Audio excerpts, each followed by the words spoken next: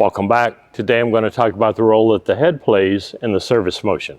As I come back to serve, what do? I get out in the corner, kind of in the general area, and back a couple feet off this line. If the facility has enough room for me to stand this far back, I look across the court, see who my opponent is. Are they in position or out of position? Do I want to serve to their forehand side, their backhand side? I figure out how hard or easy I want to hit this serve. And then I'm done with that side of the court. That court's not going anywhere. Usually my opponent doesn't move very much after they've got into their ready position. I don't need any more information from that side of the court, so I'm done looking over there. Now I have all the information I need about what's going on the other side of the court. Now my focus is here. My head is focused down and into the circle around my feet and my body, this ball and my paddle. I'm in my ready position. I make sure that I'm aligned to the corner because I generally serve corner to corner. Put this ball down here. Now my total focus is on this ball. I'm trying to look for the holes in this ball, and I want to keep my head down all the way through this swing. After contact, then I can look up again. I don't need to see anything across that net. I don't need to be down here and look up and be checking about what's going on over there. Generally, there's nothing going on over there. That court hasn't moved, my opponent hasn't moved. I'm down here focused on this ball. Think of the analogy of the golden retriever when they're at the dog park and their owner has a tennis ball.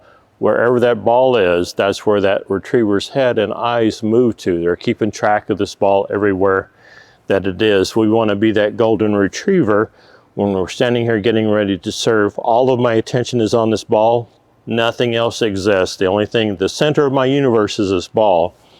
I'm focusing on the holes in this ball. Simply let it go. Keep my head down all the way through contact. After contact, then I can look up and see how good or how bad my serve was.